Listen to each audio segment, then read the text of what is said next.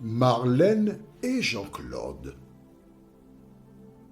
te présentent pour 2026 la série qui s'intitule « Voici, il vient ». Merci pour ta fidélité et que l'Éternel continue de t'éclairer tandis que tu découvres la vérité. Quel bonheur, quelle joie de te retrouver.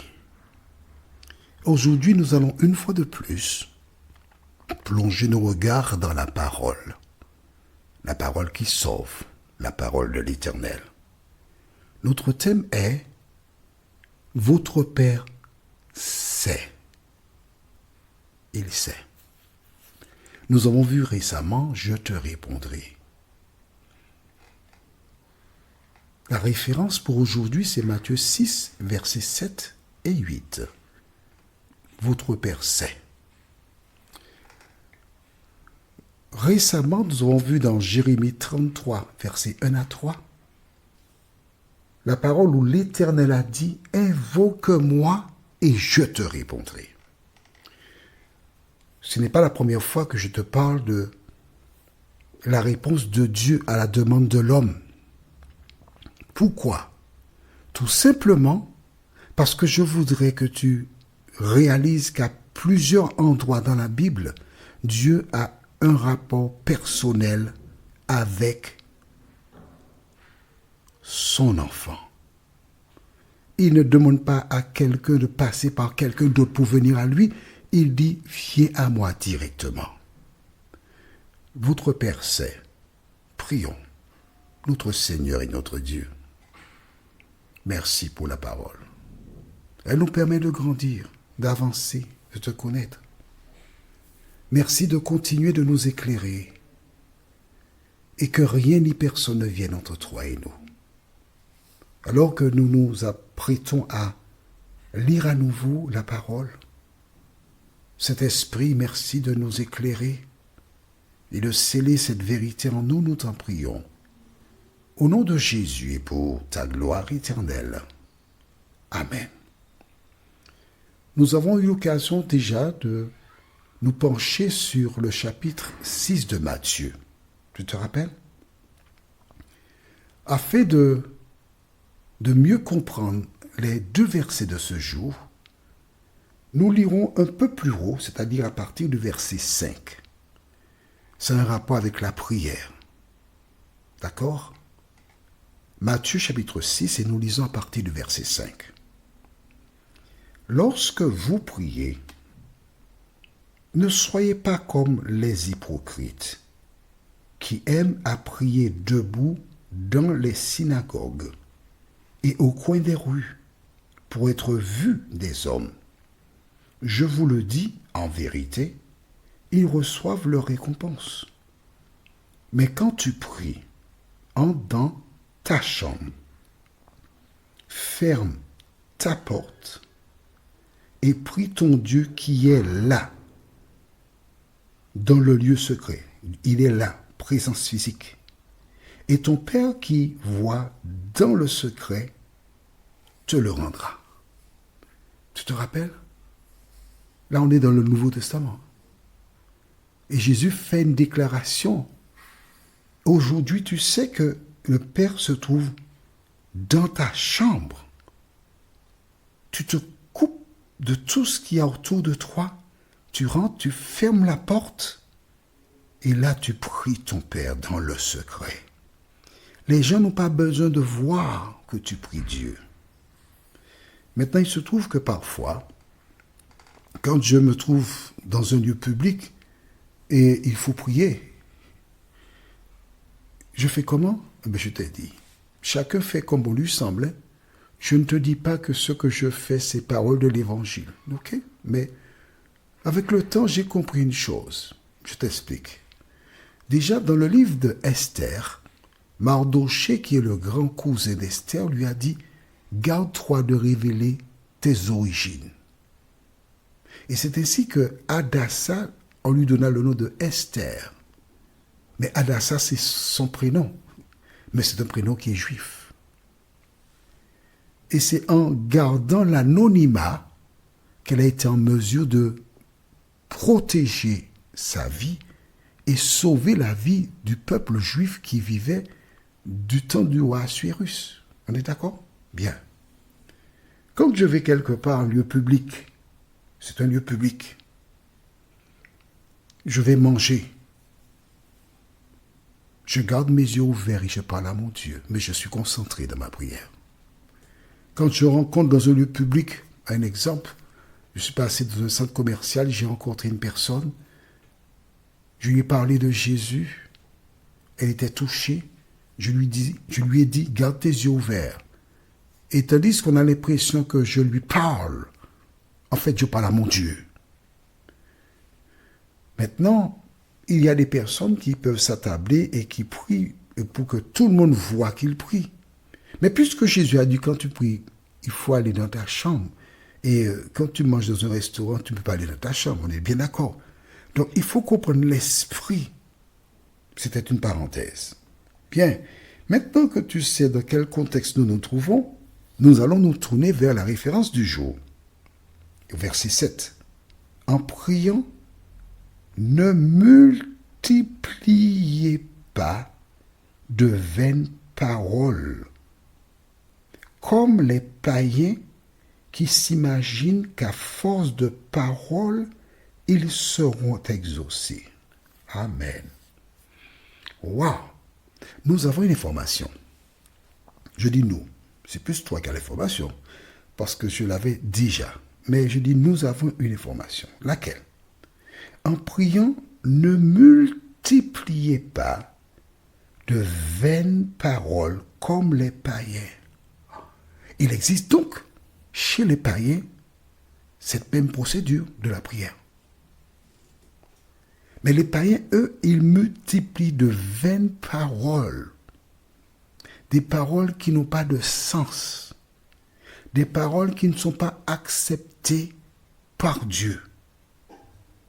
Et ils pensent, ils s'imaginent qu'à force de paroles, ils seront exaucés. De quelles paroles s'agit-il, selon toi? Réfléchis, analyse.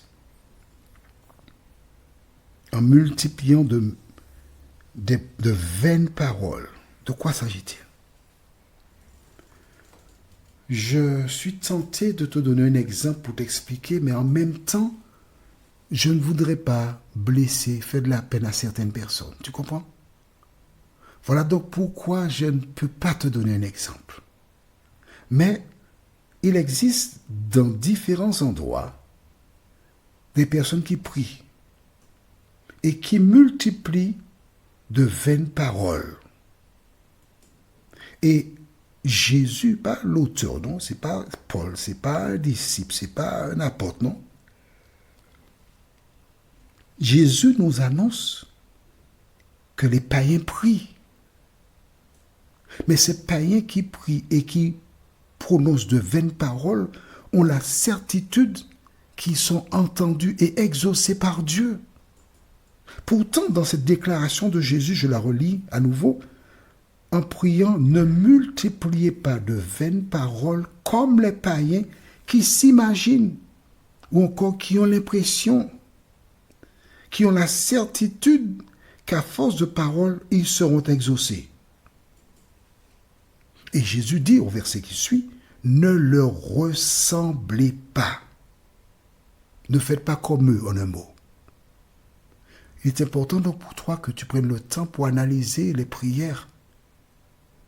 Mais prier, c'est quelque chose de très simple. Prier, c'est parler à son Père, lui dire des choses qui te concernent, des choses que tu as vues. On va prendre un exemple simple, hein? Très simple. Tu habites quelque part et il y a un couple qui sont toujours en train de se quereller, de se battre. Que fais-tu? Tu peux rester là et ne rien faire, ne rien dire. Tu peux décider d'aller les voir pour leur parler. Mais la chose la plus simple, chez toi, tu rentres dans ta chambre et tu pries, Seigneur, viens au secours de ce couple. Que le Saint-Esprit les accompagne pour qu'ils cessent de se quereller au nom de Jésus. Tu peux faire cela. Tu dois faire cela. Tu n'as pas besoin d'aller appeler ta copine ou bien quelque part, ma chère. Ah, c'est pas facile, les voisins, ils sont toujours en train de se quereller. Ce matin encore, ils ont fait une histoire. Et puis tu racontes ce qui s'est passé. C'est pas bien. Un enfant de Dieu n'agit pas de la sorte. Non. Un enfant de Dieu est là pour apporter la paix. Un enfant de Dieu est là pour intercéder pour des personnes qui parfois ne savent même pas que tu pries pour elles. Mais ne va pas non plus dire, tu sais, je prie pour vous, hein. Non, ils n'ont pas besoin de savoir cela.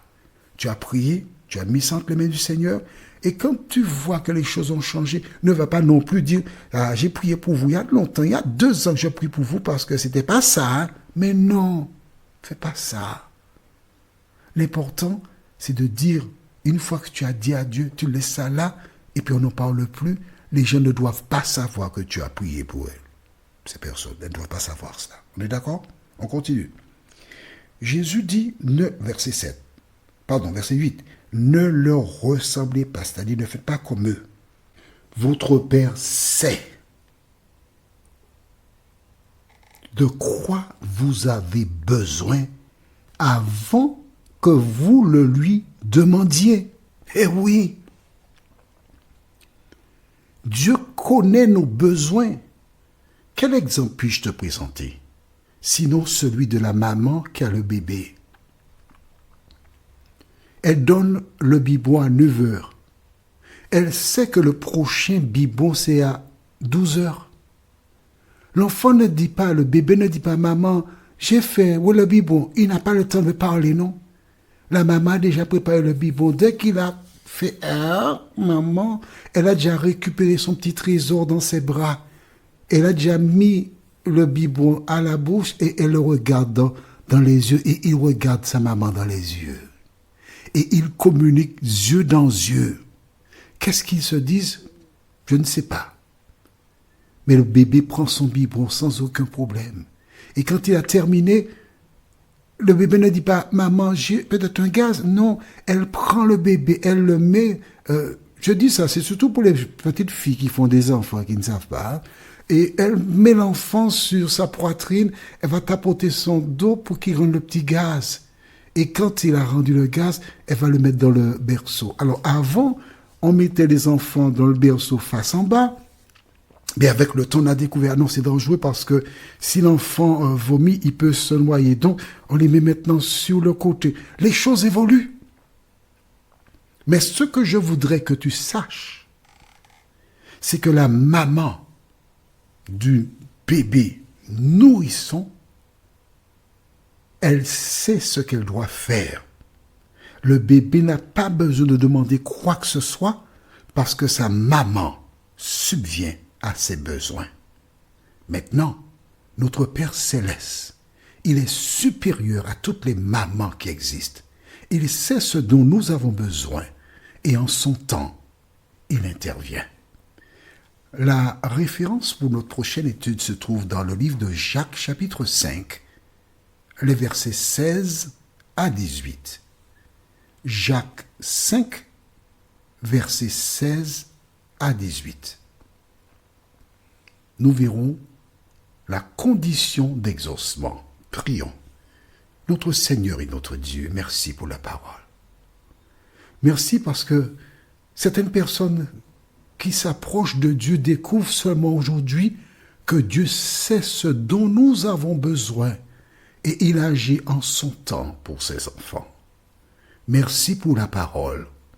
Merci de continuer de nous éclairer, Seigneur, et de nous diriger dans toute la vérité, nous t'avons prié. Au nom de Jésus, pour ta gloire éternelle. Amen. Que l'Éternel continue de te bénir et il me tarde de te retrouver. Nous sommes parvenus au terme de notre réflexion. Si d'aventure tu as une question, il te suffit d'envoyer un message par le biais de WhatsApp au numéro suivant, plus 596 696 88 93 93. Et alors, Jean-Claude, moi, je me ferai un réel plaisir de répondre à ta question.